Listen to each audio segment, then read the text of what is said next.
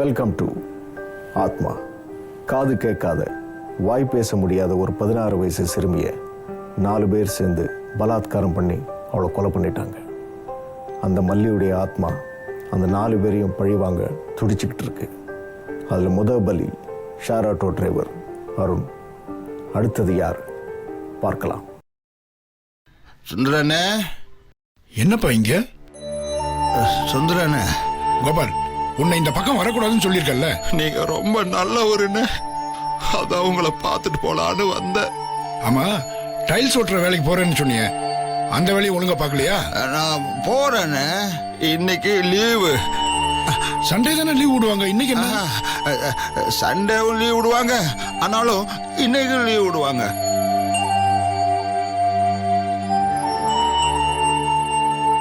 உங்களை அண்ணன்னு கூப்பிடுறேன். உண்மையிலேயே நீங்க எனக்கு அண்ணன் தான். என்ன பாக்குறீங்க? குடிச்சிருக்கியா? உங்ககிட்ட போய் சொல்லக்கூடாதுன்னு கொஞ்சமா குடிச்சேன். அண்ணா, நீங்க வந்தா நீங்க திட்டுவீங்கன்னு தெரியும். நான் எப்போது இந்த பக்கம் சும்மா சும்மா வந்திருக்கேனா? என் பொண்ணை மறக்க முடியலன்னு, என் மல்லிய மறக்க முடியலன்னு. என் மல்லி ஞாபகம் வரும்போதெல்லாம் எனக்கு இங்க வரணும்னு தோணுதுன்னு. நான் என்ன பண்ணுவேன்? அவளுக்கு நான் ரொம்ப பாசன்னு. நான் கோபமா சொன்னாலும் கேட்பா, பாசமா சொன்னாலும் கேட்பான்னு. எல்லாரும் 1 வயசு குழந்தைய தொலைச்சிட்டு தேடுவாங்க, 3 வயசு குழந்தைய தொலைச்சிட்டு தேடுவாங்க. ஆனா நான் 16 வயசு குழந்தைய தொலைச்சிட்டு தேடுறேன்னு.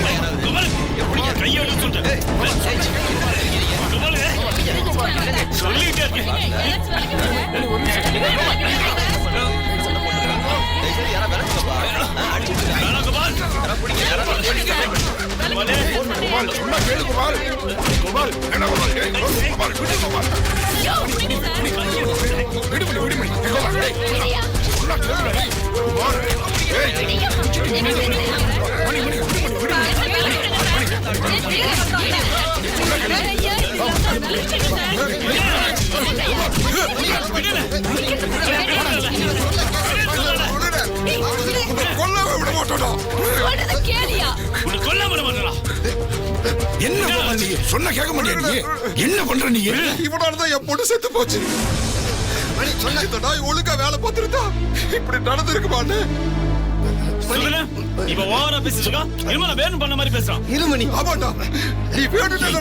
தேவையில்லாம பேசிட்டு இருக்காதா? இருக்கிற பிரச்சனை போறதா? மேல மேல ஏன் பிரச்சனை இருக்கிற? சொல்லுவேன் இல்ல, முகத்துக்காக தான் அவனை விட்டு வைக்கிறேன்.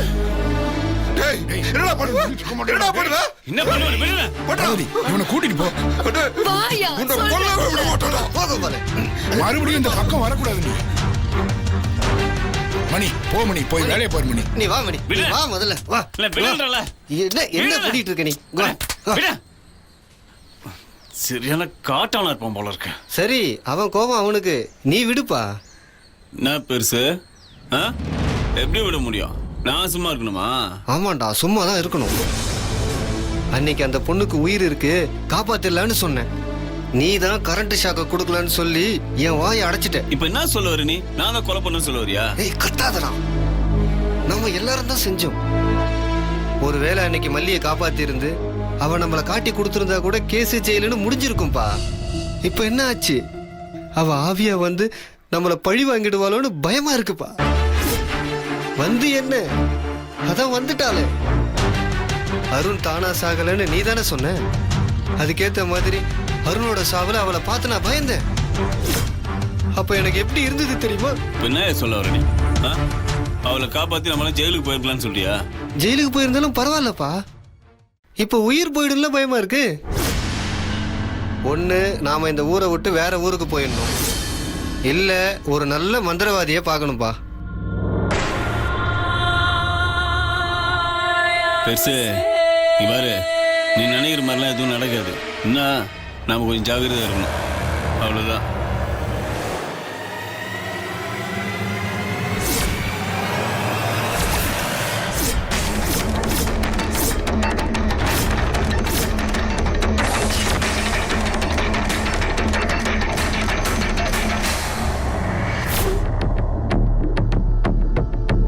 அட பாவிகளா, எவ்வளவு பெரிய விஷயத்த பண்ணிட்டு ஒன்னும் தெரியாத மாதிரி நடிச்சிட்டு இருக்கீங்களேடா. மாடிக்கு வந்து அந்த பொண்ணோட காது மெஷினை இவன் எடுத்துட்டு போனப்பவே எனக்கு சந்தேகம். ஏதோ தப்பு நடந்திருக்குன்னு அப்ப இருந்தே நான் உங்களை வாட்ச் பண்ணிக்கிட்டு தான் இருக்கேன். அநியாயமா ஒரு உயிரை கொண்டுட்டீங்களா. அந்த பாவம் உங்களை சும்மா விடாது. என்ன விட்டா பேசிட்டே போயிட்டு இருக்க? நாங்க செஞ்சது பாவம்னா நீ செஞ்சது என்ன? அதுக்கு பேரு என்ன? செய்யறதையும் செஞ்சுட்டு இதுல நல்ல தப்பு கெட்ட தப்புன்னு பாக்கியான ஏன்டா இப்படி சத்தம் போட்டு பேசுற? மெதுவா பேசு.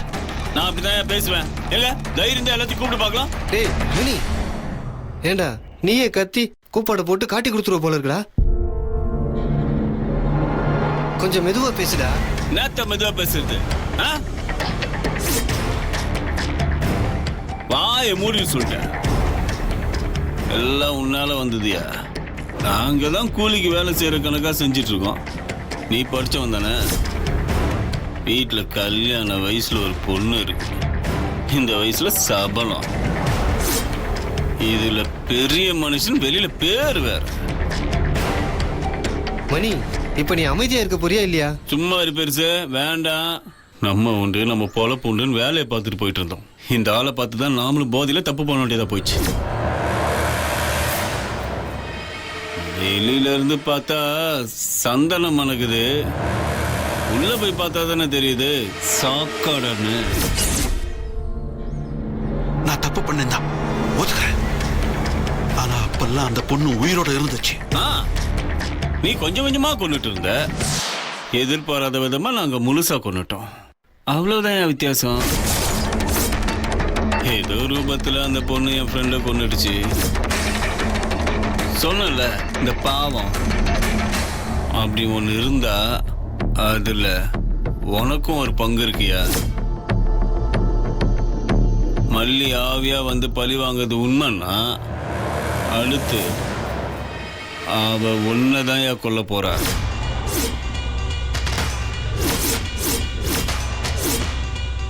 இவரு எங்களை காப்பாத்தி எங்களுக்கு தெரியும். தேவையில்லாம இந்த விஷயத்தை பத்தி எங்க கிட்ட பேசுன ஆனா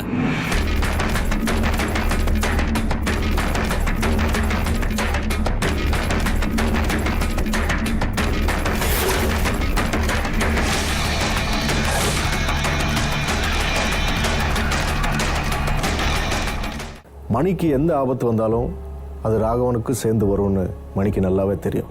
அதனால் மணி ராகவனை ரொம்ப ஈஸியாக டீல் பண்ண ஆரம்பிச்சிட்டான். ராகவனுக்கும் மணி எதிர்த்து ஒன்றுமே செய்ய முடியல. ஏன்னா அந்த குற்றத்தில் முதல் குற்றவாளி ராகவன் தான்னு அவரோட மனசுக்கு தெரியும். சிறுமி மல்லியோட மரணத்தில் தன்னோட சேர்ந்து மற்ற 3 பேருக்கும் தொடர்பு இருக்குன்னு ராகவனுக்கு இப்போ தான் தெரிய வந்தது. ஆனால் ராகவனால் ஒன்றும் பண்ண முடியல. ஏன்னா இந்த குற்றத்துக்கு புள்ளி வச்சதே ராகவன் தான். அந்த குற்றவாளி 4 பேரில் ஒருத்தன் ஷேர் ஆட்டோ அருண், அவனும் இறந்து போயிடுறான். அவன் இறந்ததுக்கு காரணம் மல்லியுடைய ஆத்மாதான்னு எலக்ட்ரிஷியன் மணி நம்பினான். அதை ராகவன்கிட்டையும் சொன்னான். அதனால் ராகவனுக்கு பயம் இன்னும் அதிகமாச்சு.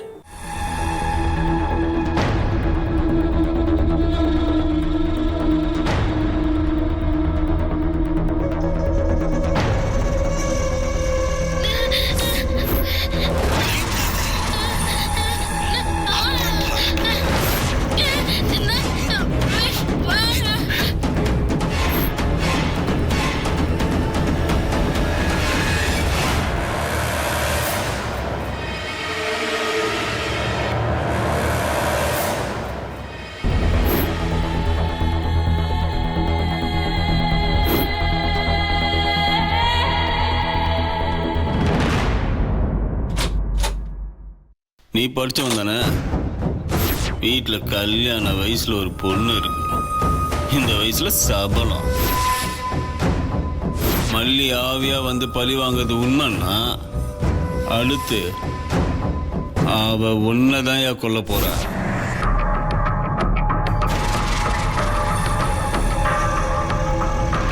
கொஞ்சம் வெயிட் பண்றா. என்ன அவசரம் உனக்கு? எடுத்த உடனே இதை பத்தி எப்படி பேச முடியும்? சொல்ற. அப்பாவும் அம்மாவும் ஜாலி மூட்ல இருக்கும் போது தானே நம்ம விஷயத்தை பத்தி சொல்ல முடியும். கரெக்டு தான்.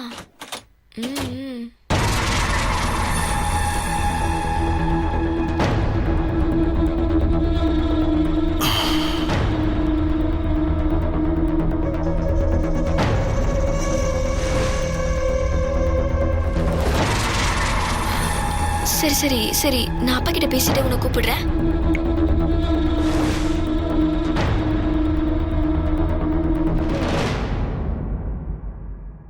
அப்பா, ஏன் டல்லா இருக்கீங்க? நார்மலா தானமா இருக்கேன். சொல்லுமா, என்ன விஷயம்? இல்லப்பா, நான் ஏற்கனவே உங்ககிட்ட சொல்லியிருக்கேன்ல, அசோக்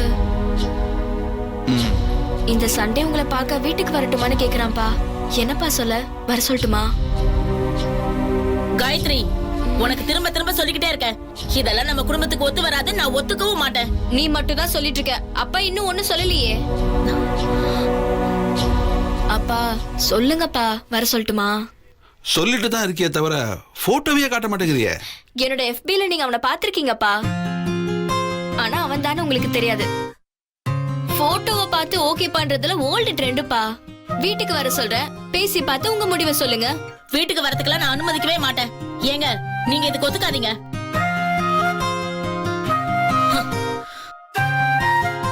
நல்ல பையன், ஃபேமிலி பூனேல இருக்கு. ரொம்ப பெரிய குடும்பம்ப்பா. சொல்லுங்கப்பா, வர சொல்லட்டுமா?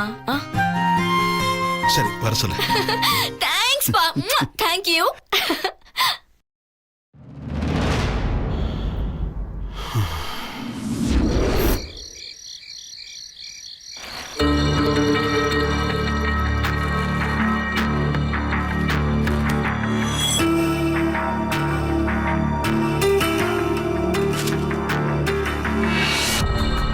என்ன மணி, இன்னைக்கு வீட்டுக்கு போலியா?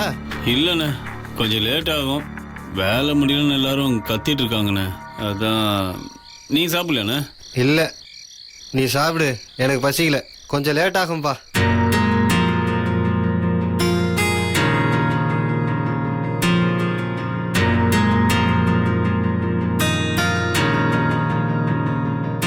மணி, மதியம் என் ஃப்ரெண்டு ஒருத்தர்கிட்ட பேசினேன். அவருக்கு தெரிஞ்ச மாந்திரிகர் ஒருத்தர் இருக்காராம். ரொம்ப பவர்ஃபுல்லான ஆளாம்ப்பா. எப்பேற்பட்ட ஆவியா இருந்தாலும் அடக்கிடுவாராம். நாளன்னைக்கு வர சொல்லியிருக்காங்க. நீ என்ன சொல்ற, போலாமா? அருண் மாதிரி இல்லாம நாம கொஞ்சம் உஷாரா இருந்தா நல்லது. நம்ம போலாண்ணே. எனக்கும் ஒரு உறுத்தலாவே இருந்துட்டு தான் இருக்கு. சரி, அப்ப நான் நாளன்னைக்கு கன்ஃபார்ம் பண்ணிக்கிறேன். எங்கண்ணா போற? நான் சாப்பிட்டு முடிக்கிற வரைக்கும் கொஞ்சம் பேச்சு துணைக்கு உட்காந்துக்கலாம்ல.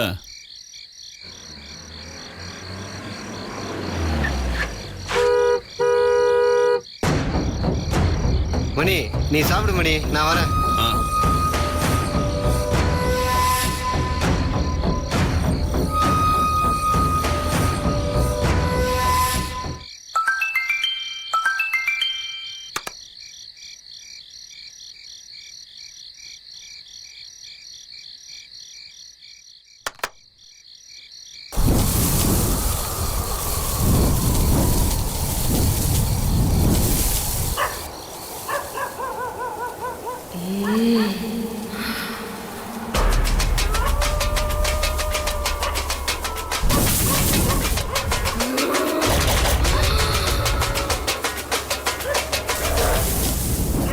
வழக்கமாக இரவு நேரங்களில் அந்த அப்பார்ட்மெண்ட்ஸில் மணி எந்த ஒரு எலக்ட்ரிக்கல் வேலையும் செய்யறதில்ல. குறிப்பாக மல்லியோட மரணத்துக்கு பின்னால் ஒரு நாள் காலையிலேருந்து பவர் கட் அந்த அப்பார்ட்மெண்ட்ஸில். அதனால் மணி இரவு முழுக்க அங்கே தங்க வேண்டியிருந்தது. இந்த சந்தர்ப்பத்தை சாதகமாக வச்சுக்கிட்டு மல்லியுடைய ஆத்மா எலக்ட்ரீஷியன் மணியை பழி வாங்கிச்சா, இல்லை எலக்ட்ரீஷியன் மணி தப்பிச்சிட்டானா பார்க்கலாம்.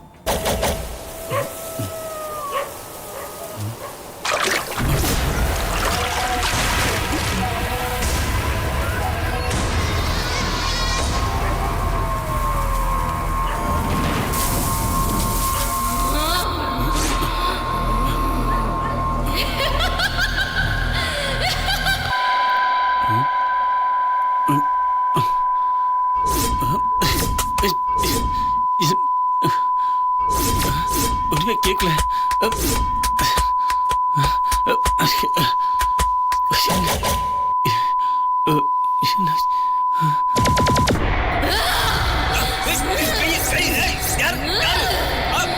யாரு?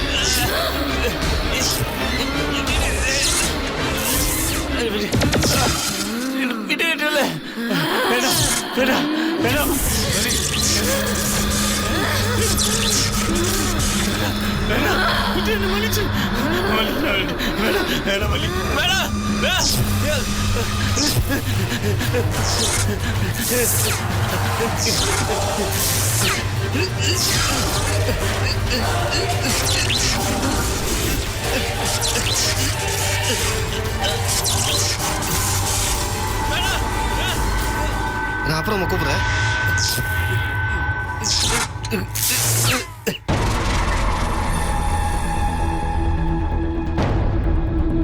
மணி மணி மணி ஐயோ ஐயோ ஐயோ ஏய்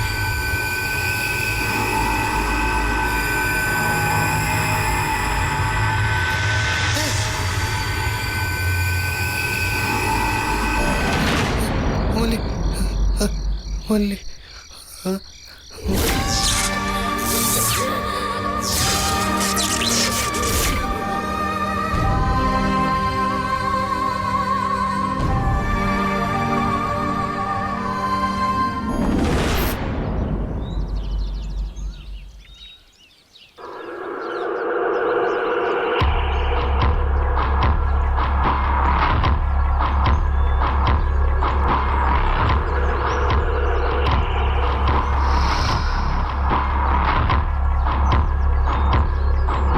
மிஸ்டர் ராகவன், என்ன நினைச்சிட்டு இருக்கீங்க நீங்க?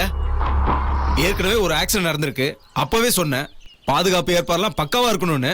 இப்ப மறுபடியும் அதே மாதிரி நடந்திருக்கு. என்ன பண்ணலாம் சொல்லுங்க. இல்ல சார், முதல்ல ஒரு தப்பு நடந்து போச்சு, அது என்னமோ உண்மைதான். ஆனா இப்ப நடந்தது முழுக்க முழுக்க அவனோட மிஸ்டேக் சார். அது மட்டும் இல்லாம நைட்ல ஒர்க் பண்ண கூடாதுன்னு நாங்களா ஸ்ட்ரிக்டா சொல்லியிருந்தோம். ஆமா சார், சீக்கிரமா வேலையை முடிக்கணும்னு நாங்க எந்த பிரஷரும் கொடுக்கல. அப்படி இருக்கிறப்ப அவன் நைட்ல வேலை செய்யணும்னு என்ன அவசியம் சார்? Careless fellow. இருக்கலாம், ஆனா சம்பவம் அபார்ட்மெண்ட்ல நடந்திருக்கு.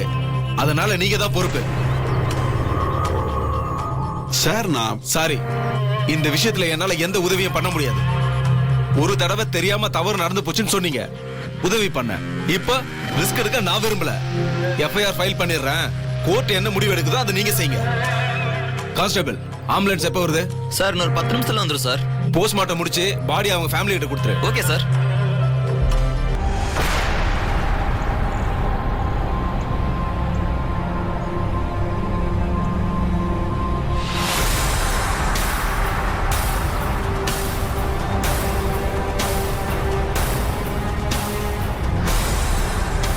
ராகவன் சார், ஒரு நிமிஷம் சார். ராகவன் சார், மணி தானா இந்த விபத்துல சாகல சார். இது கொலை. யோ, என்னையா சொல்ற? மணி இன்னைக்கு நேத்தா இந்த வேலையை பாக்குறான். மறந்து போய் கேபிள தொடறதுக்கு அவனை மல்லிதான் கொண்டு இருக்கா. இதுல எந்த சந்தேகமும் இல்ல. ஏன்னா மணி சாப்பிட்டுக்கிட்டு இருந்தான். அவங்க போக சான்ஸே இல்ல சார். இது கண்டிப்பா மல்லியோட வேலை தான்.